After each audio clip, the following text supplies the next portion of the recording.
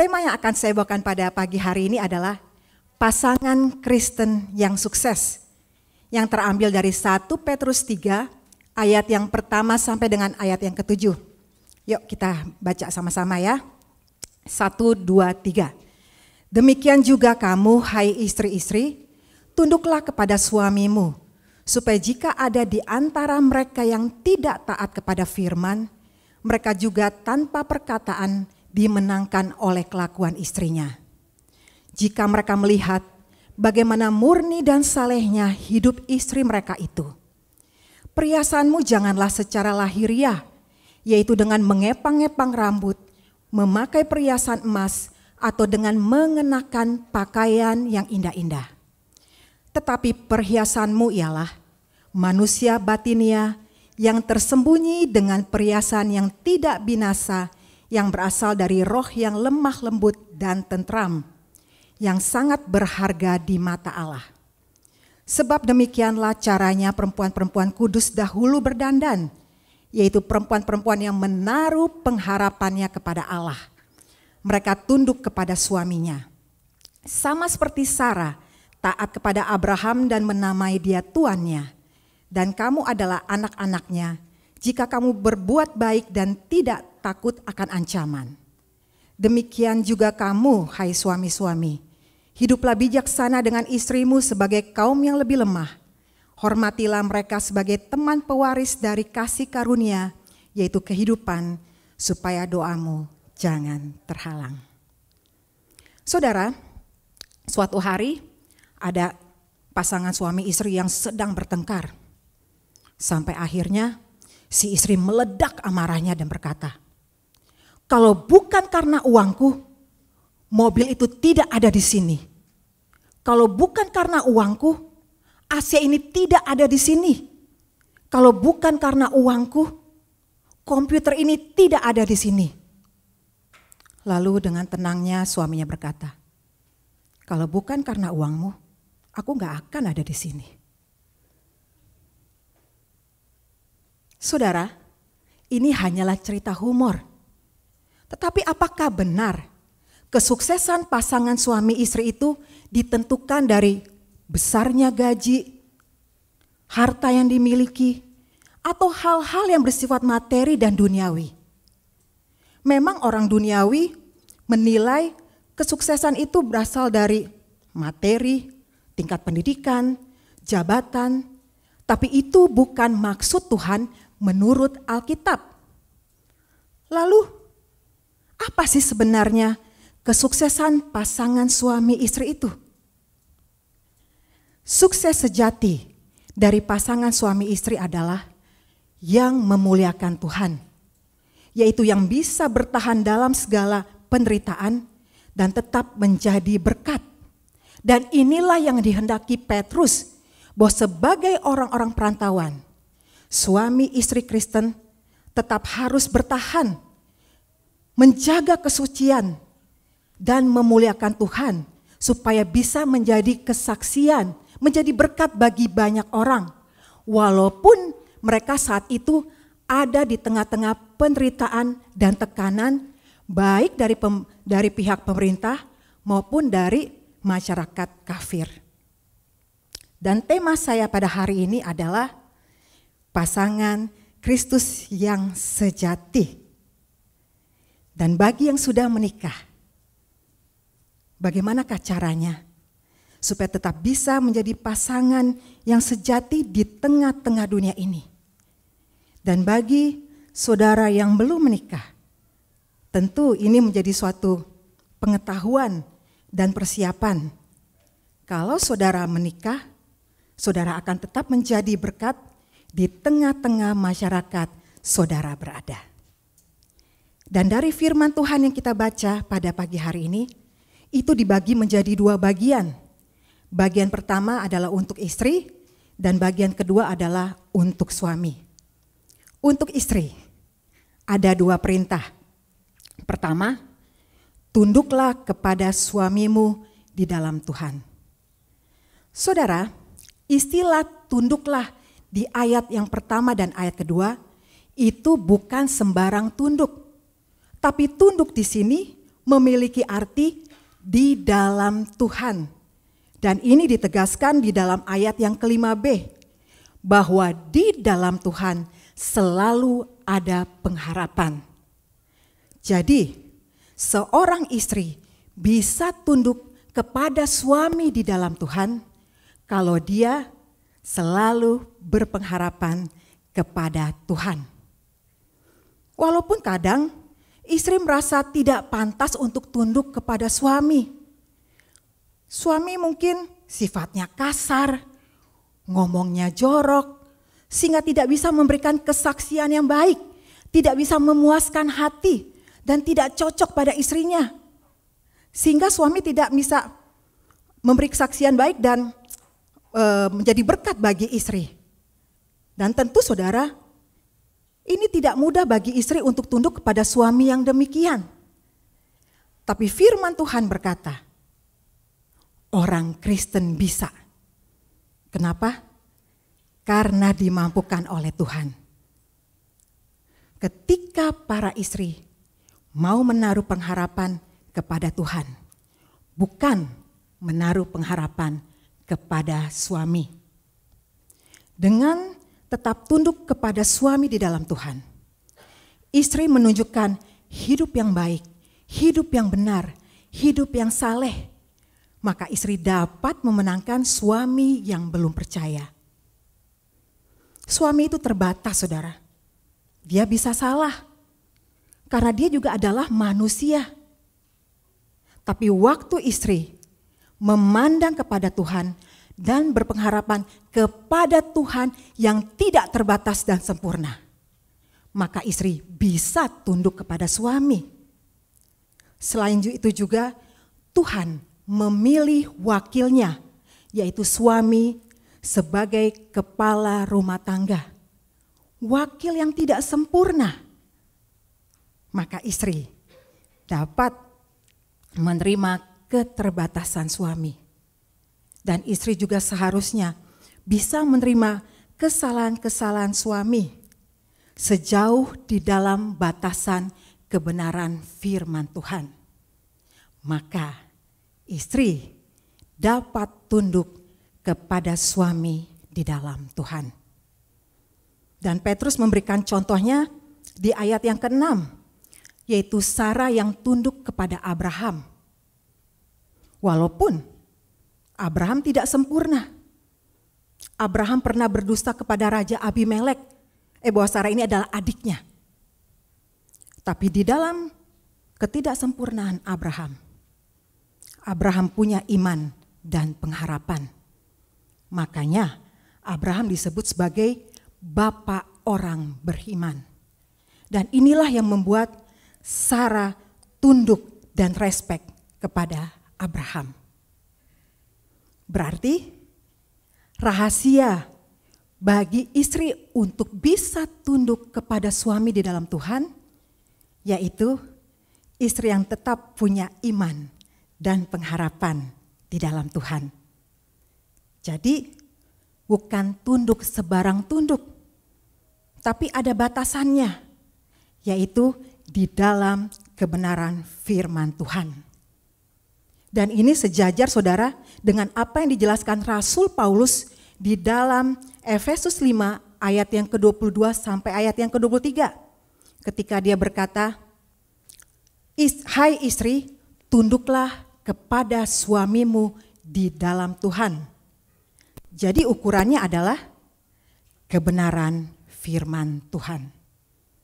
Contoh, kalau suamimu berkata kepada istri, istriku, tolong belikan aku 5 botol bir setiap hari. Ya ini tentu tidak benar saudara. Tapi bukan berarti orang Kristen tidak boleh minum alkohol. Tapi maksudnya adalah ada batasannya. Berarti ini merusak tubuh. Dan ini berarti juga tidak di dalam Tuhan.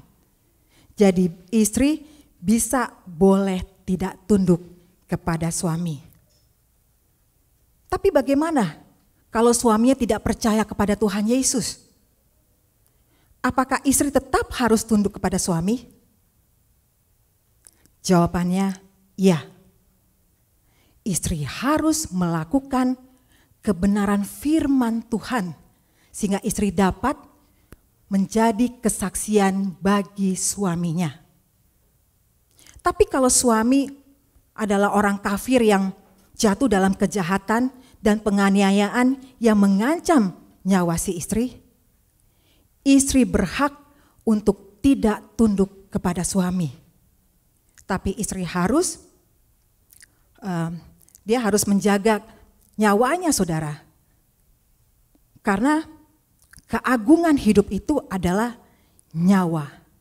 Sebab harga sebuah jiwa itu lebih tinggi dari apapun juga. Ada seorang bapak yang sangat kaya raya, dia kritis di rumah sakit dan menyampaikan pesannya kepada istrinya. Dia katakan, Mama berjanji ya, kalau nanti Papa mati, tariklah semua uang Papa di bank. Mendengar itu, istrinya kaget dan berkata, tapi Pak, uang Papa kan tidak sedikit di bank. Si suami mendengar itu dia jengkel dan berkata, apakah uang selama ini dan harta yang Papa berikan selama ini tidak cukup untuk Mama? Lalu si istri berkata, ya cukup sih Pak. Ya kalau begitu ikuti saja. Lagi pula anak-anak sudah Papa wariskan harta kekayaan yang cukup bagi mereka. Mama gak usah khawatir. Papa gak ikhlas mah. Uang itu ada di bank. Berjanjilah mah. Kalau Papa mati nanti Mama ambil ya. Akhirnya si istri berkata, baik Pak, Mama berjanji akan memasukkan semua uang Papa di dalam peti mati Papa nanti. Dan keesokan harinya saudara, si orang kaya ini meninggal dunia. Dan sesuai janjinya si istri langsung pergi ke bank dan mengurus uang suaminya. Dan tiba di waktu hari pemakaman, saat peti jenazah akan ditutup, si istri bilang kepada Pak Pendeta, Tunggu Pak Pendeta, saya mau masukkan kotak ini ke dalam peti mati suami saya. Lalu si istri menunduk dan berbisik di telinga suaminya. Pak, sesuai janji Mama dan sesuai keinginan Papa, Mama sudah memasukkan semua uang Papa dalam kotak ini. Selamat jalan ya Pak, berbahagialah Papa di sana. Lalu Pak Pendeta melihat dan bertanya, apa yang ibu masukkan ke dalam peti mati itu? Oh ini kotak yang suami saya pesan. Dia mau semua uang-uangnya dimasukkan ke dalam kotak ini. Dan saya sudah menuliskan semua uangnya di dalam selembar cek. Mendengar itu saudara, Pak Pendeta hanya geleng-geleng kepala saja. Saudara, ini adalah contoh istri yang tunduk tapi bukan sembarang tunduk. Dia bijaksana, dia tidak tunduk secara buta. Bagi yang sudah menikah, izinkan saya bertanya khususnya untuk para istri. Selama ini bagaimana saudara tunduk kepada suamimu? Sejauh apa? Batasannya apa? Apakah ketundukan saudara sudah sesuai dengan kebenaran firman Tuhan? Sudah menjadi kesaksian bagi suami, bagi anak, maupun bagi orang lain. Dan bagi yang belum menikah dan yang akan menikah, ini adalah sebuah persiapan. Kalau saudara menikah nanti, agar belajar untuk tunduk kepada suamimu di dalam kebenaran firman Tuhan.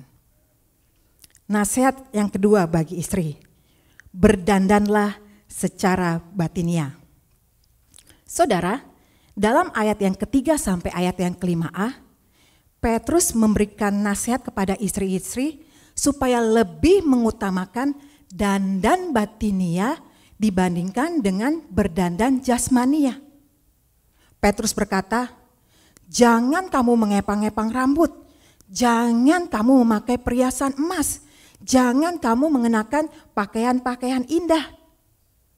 Hal ini bukan berarti tidak boleh berdandan secara jasmania. Tapi janganlah dandan jasmania melebihi dandan batinia atau dandan rohania. Dan saya yakin saudara, pada saat itu istri-istri lebih banyak menghabiskan waktu untuk berdandan jasmania. Sehingga Petrus memberikan perintah yang penting ini. Lalu untuk konteks kita pada masa kini, saya juga yakin bahwa sebagian besar wanita-wanita, ibu-ibu, khususnya para istri, bisa menghabiskan waktu lebih banyak dengan berdandan jasmania. Contohnya, kalau ibu-ibu ngumpul ngomongnya apa sih? Kamu hari ini dapat apa? Saya dong dapat kalung emas. Nih ada jam tangannya juga lagi. Kamu dapat apa? Oh hari ini aku dapat tas Louis Vuitton. Ih keren banget. Itu gue udah impi-impiin dari dulu. Gue dapat juga.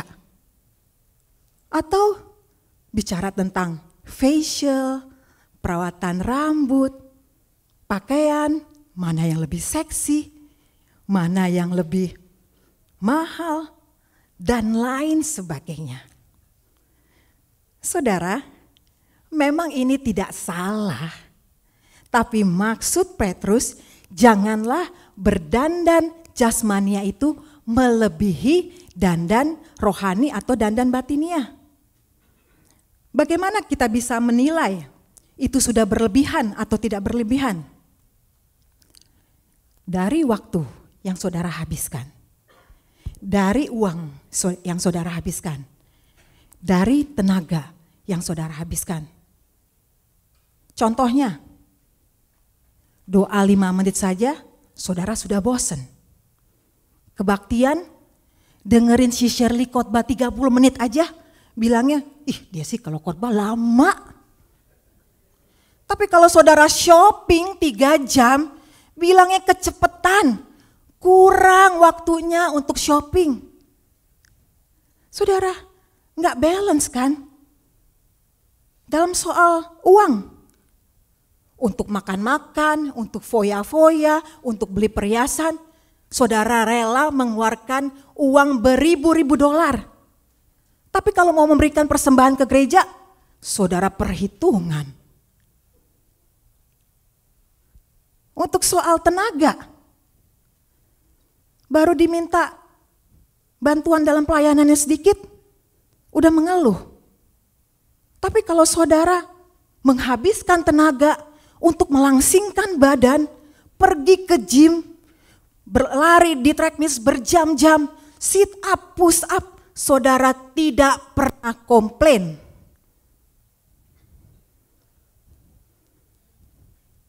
Saudara, Petrus ingin para istri untuk lebih memperhatikan dandan rohani, dandan batinia dibandingkan dandan jasmani.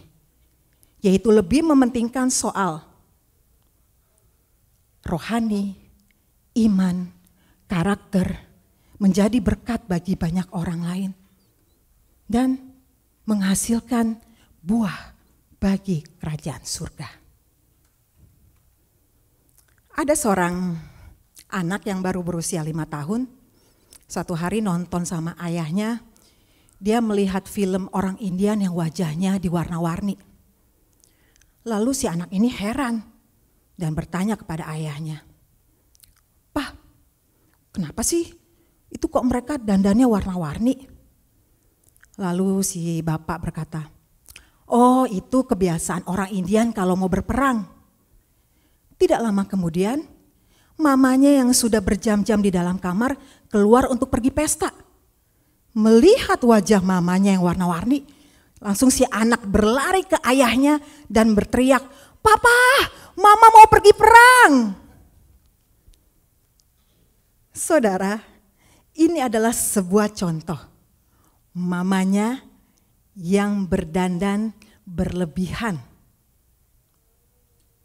Wajahnya warna-warni.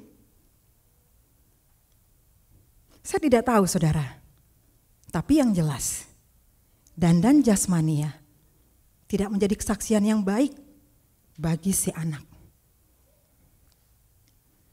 Bagaimana dengan saudara selama ini? Apakah saudara lebih mementingkan dandan jasmania atau dandan rohania? Suami saudara bisa menilai, anak-anak saudara bisa menilai, orang lain bisa menilai, dan sebenarnya saudara sendiri pun bisa menilai. Sebab itu, mari ibu-ibu, para istri lebih banyak berusaha dalam soal waktu, tenaga, uang untuk lebih memperhatikan dandan batinia, dandan rohani yang lebih penting daripada dandan jasmani. Izinkan saya bertanya untuk para istri. Sudah berapa lama saudara menjadi orang Kristen? Apakah iman saudara bertumbuh enggak? Bagaimana dengan kehidupan doa saudara? Saudara disiplin enggak? Apakah kehadiran saudara sudah menjadi berkat bagi suami dan anak enggak? Dan bagi istri yang memiliki suami yang belum percaya, apakah kehadiran saudara sudah menjadi kesaksian sehingga saudara dapat membawa suami kepada Tuhan enggak? Saya tidak tahu dengan kehidupan saudara. Tapi suami saudara tahu. Anak-anak saudara tahu. Apakah para istri atau ibu-ibu lebih mementingkan dandan jasmani atau dandan rohani? Ada seorang anak saudara, kita masuk ke sebelumnya kita masuk ke nasihat untuk suami dulu deh.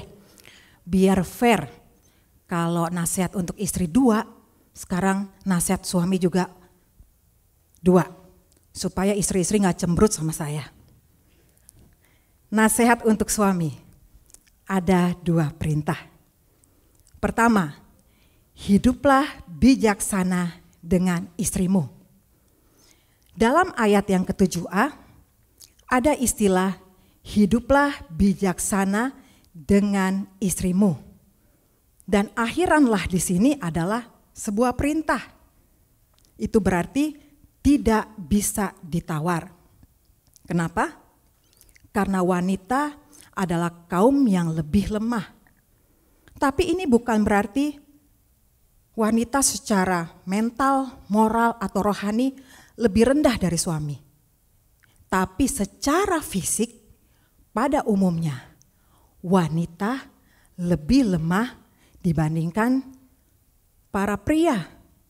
Walaupun ada sih wanita yang lebih kuat dari pria-pria seperti para pejudo, para pegulat.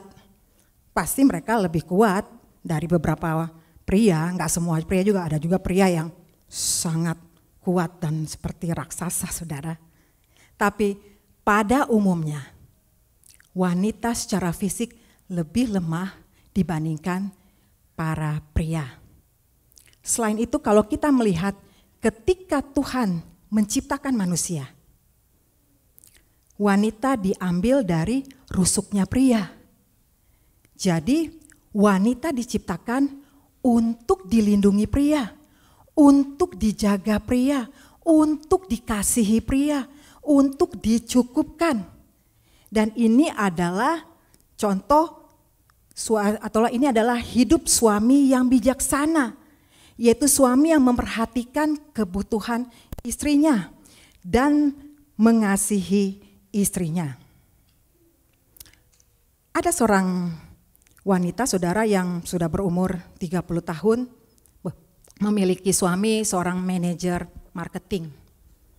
Karena suaminya sudah memiliki jabatan yang tinggi, dia mendapat fasilitas dari kantor. Tapi suatu hari, suaminya mengalami kecelakaan dan masuk ICU. Dan karena sudah parah, semua dana dari kantor, bantuan dana dari kantor dan uang pribadi sudah habis. Maka selang-selang yang ada di tubuh suami harus dicabut. Akhirnya si suami meninggal dunia. Tidak ada harta yang tersisa dan tidak ada asuransi yang bisa menopang kehidupan istri dan anak-anaknya. Sehingga akhirnya si istri harus berkeliling berjualan kue-kue dan makanan kecil untuk membesarkan anak-anaknya. Saudara, ini adalah contoh suami yang kurang bijaksana dalam hal finansial atau pengaturan uang. Padahal dia adalah seorang manajer. Contoh yang kedua, suami yang bijaksana. Suami ini banyak membeli asuransi jiwa untuk memprotek istri dan anak-anaknya. Walaupun pada awalnya istrinya marah-marah ketika suaminya membeli asuransi jiwa. Istrinya bilang, itu hanya buang-buang uang saja. Dan ia merasa itu tidak perlu. Karena suaminya adalah seorang direktur sebuah perusahaan ternama. Tapi suaminya tetap membeli. Dan tiba-tiba saudara, suaminya kena serangan jantung dan meninggal dunia. Anak-anak masih kecil. Bahkan ada yang anaknya yang agak dewasa sedang sekolah di luar negeri. Umur tidak ada yang tahu. Dan ketika pihak asuransi mengeluarkan cek sebesar 20 miliar, si istri merasa terharu dan berkata dalam hatinya, terima kasih suamiku, walaupun engkau telah pergi, engkau tetap bertanggung jawab kepada kami. Ampunilah aku yang bodoh ini. Engkau seorang suami yang bijaksana. Saudara, contoh ini bukan untuk mempromosikan asuransi. Tapi ini adalah contoh dari suami yang bijaksana dalam hal pengaturan uang. Tapi apakah maksud Petrus hidup bijaksana itu hanya sebatas finansial? Tidak, saudara. Tapi suami harus mengasihi istri, melindungi istri, menjaga istri dan anak-anaknya dalam semua aspek. Fisik, mental, rohani, finansial, dan lain sebagainya. Dan ini adalah perintah Tuhan. Dengan demikian, keluarga Kristen yang dibangun oleh sang suami sebagai kepala keluarga dapat menjadi kesaksian yang baik dan dapat bertahan di tengah tantangan zaman ini dan segala godaan. Nasihat yang kedua untuk suami, hormatilah istrimu. Saudara, kata hormat di sini bukan berarti hormat karena istri punya jabatan yang lebih tinggi, bukan karena tingkat pendidikan istri lebih tinggi, bukan karena istri punya pangkat yang lebih tinggi, tapi kata hormat di sini itu menunjuk kepada mengasihi. Dan ini dapat kita bandingkan di dalam Efesus 5 ayat yang ke-25. Firman Tuhan berkata, hai suami-suami, kasihilah istrimu seperti Kristus mengasihi kamu, mengasihi jemaatnya. Saudara, kasih Kristus tidak ada batasnya kepada jemaatnya. Kristus menjadi penolong, menjadi penghibur. Dia juga memberikan kekuatan, memberikan sukacita, memberikan kemenangan. Bahkan dia rela memberikan nyawanya bagi jemaatnya. Dan sikap seperti inilah yang harus dimiliki oleh para suami terhadap istrinya.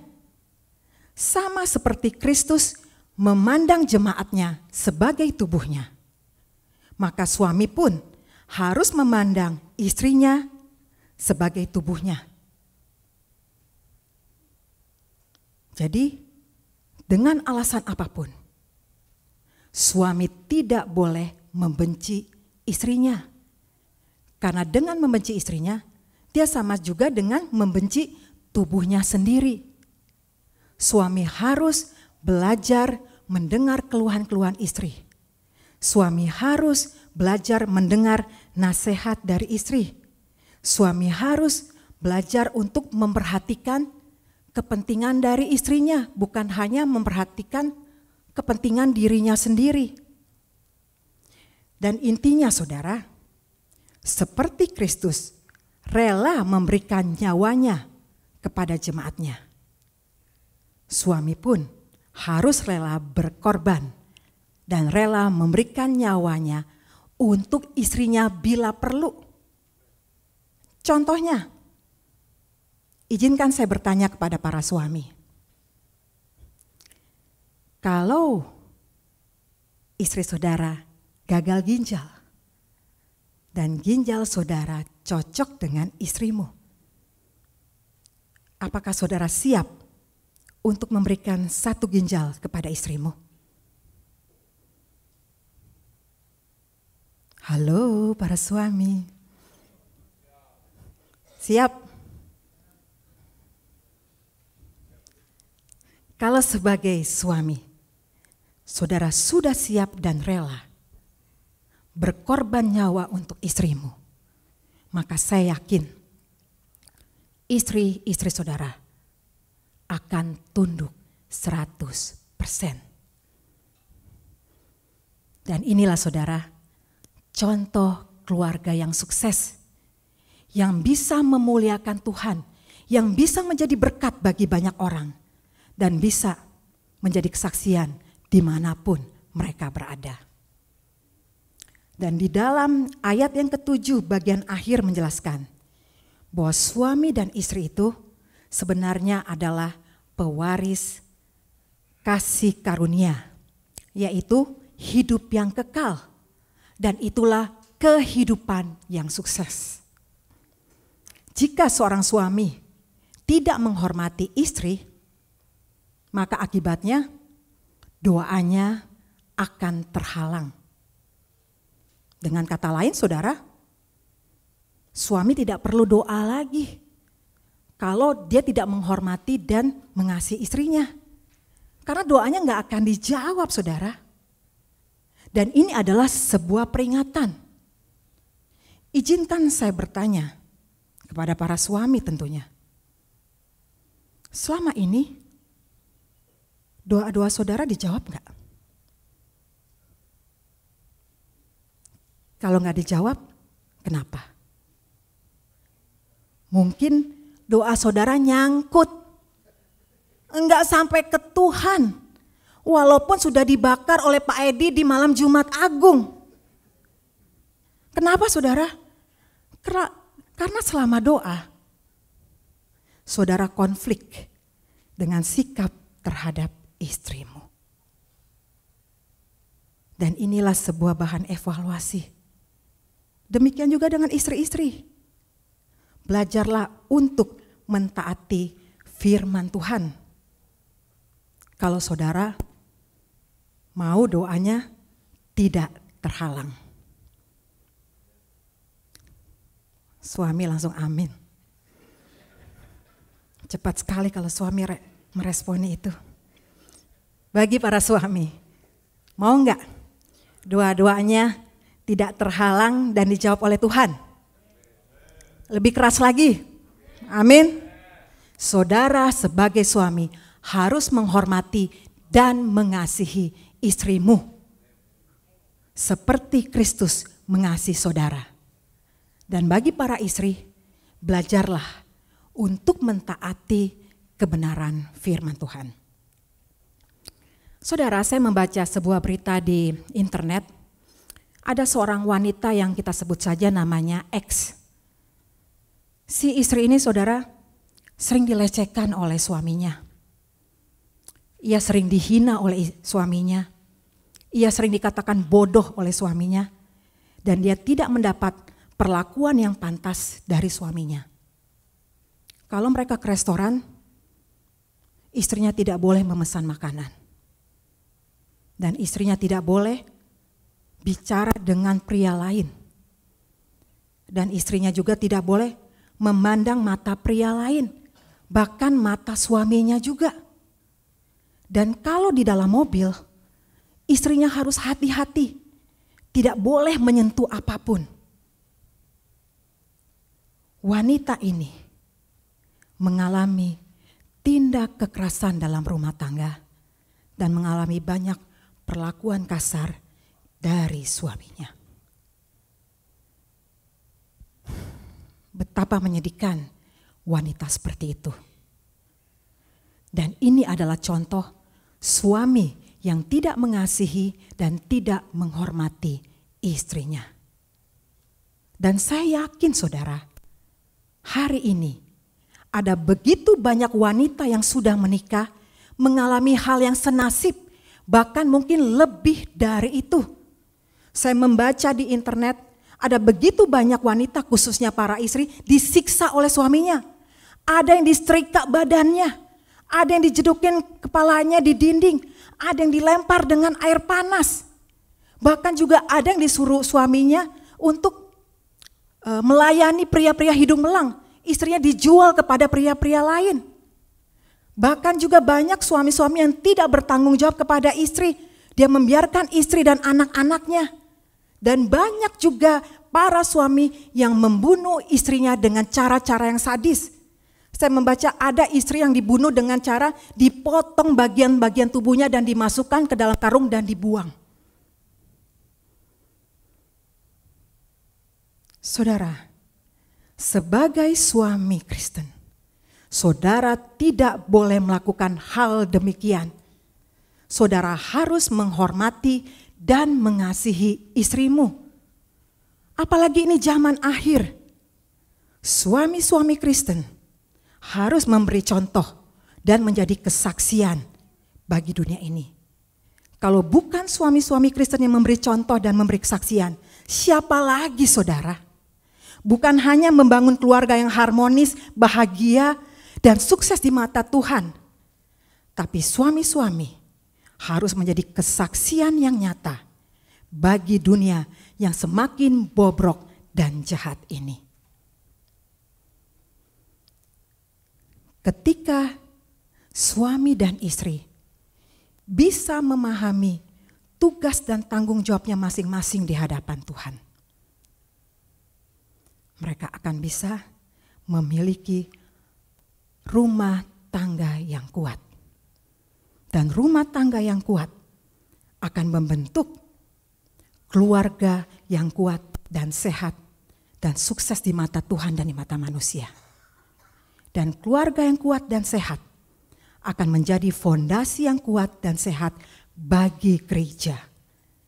Dan gereja yang kuat dan sehat akan menjadi kesaksian bagi bangsa-bangsa, bagi dunia, memenangkan banyak jiwa dan memuliakan nama Tuhan. Dan itulah tujuan akhir dari orang-orang Kristen yang diselamatkan oleh Tuhan di muka bumi ini. Saudara setuju? Amin. Kita berdoa. Terima kasih Tuhan untuk kebenaran firman-Mu yang kami dengar. Sadar sebagai manusia, khususnya sebagai pasangan suami dan istri, kami lemah Tuhan. Oleh karena itu kami membutuhkan Engkau dalam hidup ini. Dan kami mau taat untuk hidup seturut dengan kehendak-Mu. Sebagai suami istri, untuk saling mengasihi, saling menghormati, seperti yang Tuhan inginkan dalam kehidupan pasangan suami istri. bisa menjadi berkat dan menjadi kesaksian yang nyata bagi dunia ini. Terima kasih Tuhan. Hamba menyerahkan setiap pasangan suami istri di gereja-Mu Tuhan.